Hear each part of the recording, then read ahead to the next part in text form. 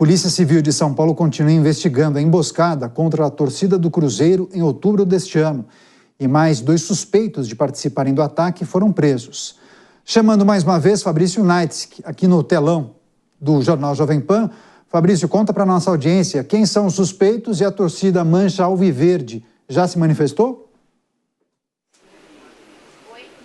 Pois é, Daniel. Aurélio Andrade de Lima, que havia sido identificado por imagens em câmeras de segurança, também as imagens feitas pela própria torcida e cujo veículo havia sido visto nas imediações do local do crime, e Lucas Henrique Zanin dos Santos. Esses foram os últimos 2 presos pelo DHPP, o Departamento de Homicídios e de Proteção à Pessoa da Polícia Civil de São Paulo, neste sábado aqui na capital. Com isso, a gente chega a um total de 17 suspeitos presos desde 1º de novembro, quando as primeiras prisões começaram a ser efetuadas por conta daquele crime, aquela emboscada que aconteceu no finalzinho de outubro contra a torcida do Cruzeiro na rodovia Fernão Dias, na altura da cidade de Mairiporã.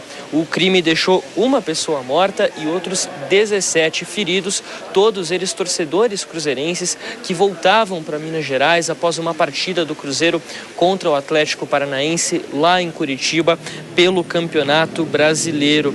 A gente lembra que essas prisões são prisões temporárias, ou seja, com duração de até no máximo 30 dias. Na última quarta-feira, nesta semana, inclusive, o agora ex-presidente da torcida organizada Mancha Alviverde, Jorge Luiz Sampaio dos Santos, se entregou às autoridades. Ele renunciou ao cargo de presidente da Mancha Verde antes de se entregar e permaneceu calado durante o depoimento que ele prestou ao DHPP. Você havia perguntado em relação a manifestações da torcida Mancha Alviverde. A última que saiu foi durante essa semana para comunicar justamente a renúncia de Jorge Luiz Sampaio e também de Felipe Matos, vice-presidente da Mancha Alviverde, que também está preso por conta dessa emboscada. Segundo a torcida Mancha Verde, agora com a prisão e a renúncia, melhor dizendo, e prisão do então presidente e vice-presidente da entidade, o grupo vai passar a ser administrado pelo Conselho Administrativo até as eleições que devem ser realizadas em junho de 2025. Bom, eu falei em 17 suspeitos presos até o momento, Daniel.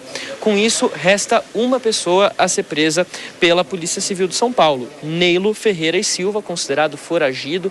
Neilo Ferreira e Silva, também conhecido como Lagartixa, considerado linha de frente nessa emboscada realizada pela torcida Mancha Alviverde contra a torcida Máfia Azul, que teria sido uma retaliação por conta de uma outra briga que aconteceu ainda em 2022. Essas 18 pessoas devem ser indiciadas em um primeiro momento, algumas delas por homicídio culposo, mas todas certamente por lesão corporal. Além disso, elas também podem ser enquadradas na Lei Geral do Esporte pelos crimes de dano, tumulto e associação criminosa. A gente vai seguir acompanhando novas manifestações da Polícia Civil, principalmente em relação a esse outro suspeito que segue foragido, Neilo Ferreira e Silva, e vamos trazer novidades aqui na programação da Jovem Pan News. Daniel. Pois é, episódio terrível, vamos aguardar o avanço dessas investigações e naturalmente esperamos punição exemplar para esses bandidos. Não são torcedores, né? São criminosos. Obrigado, Fabrício Naitsky.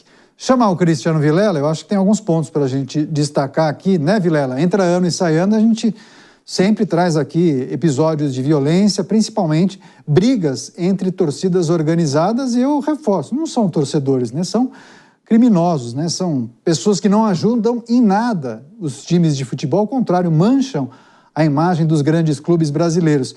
Agora, claro, não é um problema enfrentado somente no Brasil. Há episódios de brigas de torcidas em vários países do mundo.